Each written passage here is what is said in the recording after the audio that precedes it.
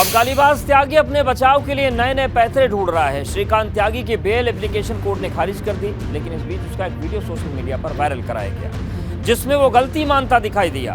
जिस महिला से अभद्रता की उसे वो बहन बता रहा है, लेकिन श्रीकांत त्यागी के पाप का इतना पुलिंदा सामने आ चुका है कि उसका माफीनामा उसे कानून से बचाने के लिए काफी नहीं। भाई की तो चले आते ले आप तो ठीक भाई वो कह रहे यहाँ से तेरे पति को जानता हूँ समझी। इस गालीबाज त्यागी को महिलाओं की इज्जत करनी नहीं आती। अकड़ ऐसी कि सामने वाले को पैरों की धूल समझता है, लेकिन अब जब कानून का शिकंजा कसने लगा तो जुबान मोम जैसी मुलायम हो गई। त्यागी ने माफी वाली चाल भी चली। उसका एक वीडियो वायरल कराया गया जिसमें वो महिला को बहन मान रहा है, जिसे गंदी गंदी गाली दी थी।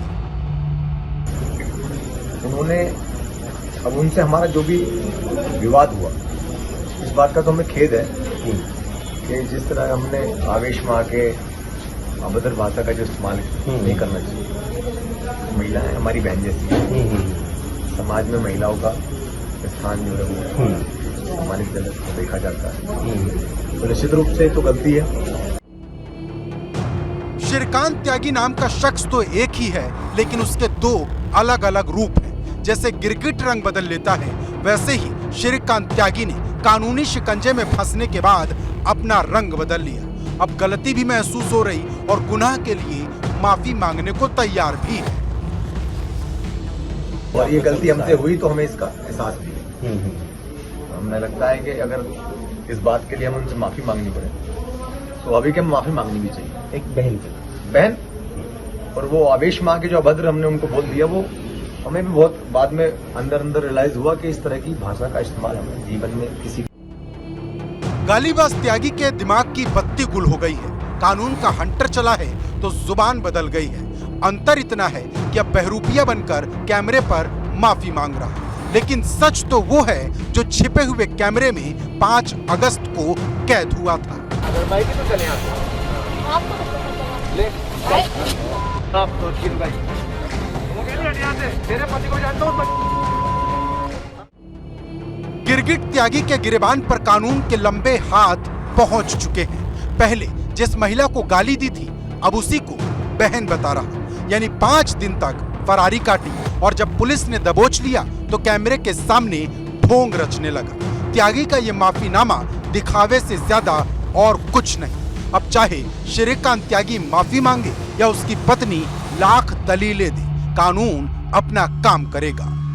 हाँ, जब उसने धक्का देकर हाथ उठाया तो उनके भी आक्रोश में जो नहीं निकलने चाहिए थे वो शब्द निकले। आप मानती हैं कि जो आपके पति ने किया वो गलत किया? जो आक्रोश में शब्द निकले वो बिल्कुल गलत थे। गलत नहीं, बिल्कुल गलत थे। नहीं देने चाहिए थे, उसकी सजा उन्हें मिलनी चाहिए। सॉरी भी बोलनी चाहिए, लेकिन किसी को कोई राइट्स नहीं है ये हमारे ऊपर गैंगस्टर लगाने का, या हमारी लीगल प्रॉपर्टी को लीगल कहने का, या हमारी गाड़ियों को वो करने का। प्रॉब्लम हम फेस कर रहे हैं, मेरे पति फेस नहीं कर रहे। दरअसल गली गली में ऐसे गालीबाज त्यागी दिखाई देते हैं, लेकिन जब कानून काम शुरू करता है तो सारी हेकड़ी गुम हो जाती है। जब त्यागी को सूरजपुर कोर्ट लाया गया तो उसने कोर्ट में भी अफसोस जताया था। श्रीकांत त्यागी कानून के फंदे में फंसा तो उसकी काली कुंडली एक एक कर सामने आने लगी। ये बात भी सामने आई कि श्रीकांत त्यागी अपनी गाड़ी पर सचिवालय का फर्जी पास और यूपी सरकार का लोगो लगाकर चलता था। पुलिस ने कहा कि श्रीकांत त्यागी ने पूछताछ में दावा किया था कि उसे सपा नेता स्वामी प्रसाद मौर्य ने सचिवालय का स्टिकर दिया था। स्टिकर इसकी गाड़ी पे लगा हुआ है, जो माननीय विधायक गण को मिलता है। उसके बारे में इसने पूछताछ में बताया कि इसके जो पुराने पॉलिटिकल सहयोगी थे श्री स्वामी प्रसाद मौर्य जी, उनके द्वारा वो स्टिकर इसको उपलब्ध कराया गया। इसके पास जो व्हीकल्स मिले हैं वो सभी में एक स्पेसिफिक नंबर है जो 001 करके है, यूपी 32 लखनऊ की सीरीज़ है, और प्रत्येक नंबर प्लेट के लिए इसने बिडिंग की और पूछताछ में ये बताया कि कोई भी नंबर प्लेट इसको 1,10,000 से कम की नहीं मिली है। नेता की भी मजबूरी है, वो कैसे पहचाने। उसे क्या पता ये ख़राब है या अच्छा आदमी है, लेकिन ऐसा नहीं होता। अब इसका जो तीसरा पायदान है वो गंभीर है। वहाँ पे जाके नेता को पता चल जाता है कि तेरे नाम का दुरुपयोग हो रहा है, या ये जो नेता है ये जनसमर्थन वाला नहीं है बल्कि सिर्फ हवा हवाई वाला है।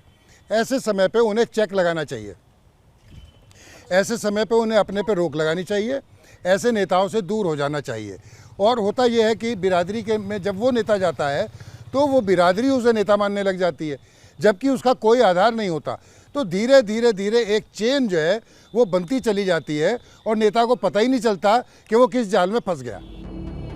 पुलिस ने प्रेस कॉन्फ्रेंस में स्वामी प्रसाद मौर्य का नाम लिया तो सियासत गर्मा गई।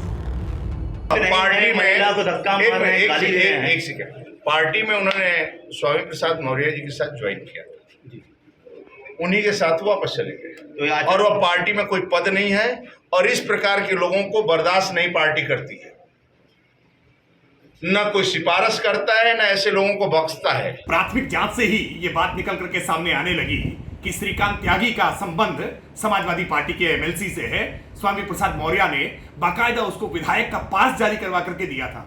समाजवादी पार्टी जो भारतीय जनता पार्टी के नेताओं के फोटो के आधार पर हमला बोलने का प्रयास कर रही थी, अब उसको जवाब देना चाहिए कि उनकी पार्टी के एमएलसी स्वामी प्रसाद मौर्य के विधायक की गाड़ी का पास श्रीकांत त्यागी की गाड़ी पर कैसे आया। हालांकि सचिवालय वाले पास का दावा फर्जी साबित हुआ, क्योंकि विधानसभा अध्यक्ष सतीश महाना ने कहा हमारे यहाँ से पास जारी नहीं हुआ। विधानसभा से जो भी पास जारी हुआ वो दिसंबर 2022 तक के लिए ही जारी था और दिसंबर 2023 का कोई भी पास विधानसभा में बना ही नहीं, तो इसे जारी करने का सवाल ही नहीं उठता। इस पूरे मामले पर प्रमुख सचिव विधानसभा से कानूनी पहलुओं पर बात करने के बाद आगे की कार्रवाई करेंगे। स्वामी प्रसाद मौर्य भी अब गुस्सा हैं। उन्होंने ट्वीट किया, पुलिस कमिश्नर गौतम बुद्ध नगर ने विधानसभा पास को लेकर श्रीकांत त्यागी प्रकरण में बिना जांच पड़ताल किए गैर जिम्मेदाराना हरकत कर प्रेस के माध्यम से पूरे देश में मेरी छवि, प्रतिष्ठा और लोकप्रियता को धूमिल करने का प्रयास किया है। उसके परिप्रेक्ष्य में मानहानि करने संबंधित कानूनी नोटिस भेजा है। दरअसल श्रीकांत त्यागी केस में नाम घसीटे जाने पर स्वामी प्रसाद मौर्य ने 11,50,50,000 का लीगल नोटिस भेजा है। स्वामी प्रसाद मौर्य ने नोटिस में मानसिक, शारीरिक और पारिवारिक हैरेसमेंट का भी आरोप लगाया। ये नोटिस इलाहाबाद हाईकोर्ट के वकील के जरिए भेजा गया है। वो पहले से भाजपा में था तो हम उसको भाजपा में क्या लेके आएंगे। अब ऐसा कभी कहीं एक दिन भी उसके साथ नहीं रहा है। अब ये बात दीगर है कि भाजपा के रूप में शुरू में परिचय दे के आया था कि हम भाजपा के पदाधिकारी हैं, और मैं तो भाजपा में उसको शामिल कराया जो बसपा छोड़ करके आया था। वो बसपा में कभी नहीं था, तो भाजपा में मेरे साथ कैसे जाएगा। यानी श्रीकांत त्यागी की बदतमीजी से शुरू हुई लड़ाई अब सियासी भी हो चुकी है। कुल मिलाकर श्रीकांत त्यागी 14 दिन की न्यायिक हिरासत में है। श्रीकांत पर गैंगस्टर समेत तमाम मुकदमे दर्ज हैं। सचिवालय का फर्जी पास बनवाना भी उसे भारी पड़ने वाला है। गाड़ी की नंबर प्लेट पर यूपी शासन का लोगो लगाने के मामले में केस दर्ज करने के निर्देश दिए गए हैं। यानी अब श्रीकांत त्यागी लाख माफी मांगे, उसका बचना बहुत मुश्किल है। Bureau report, ABP Ganga.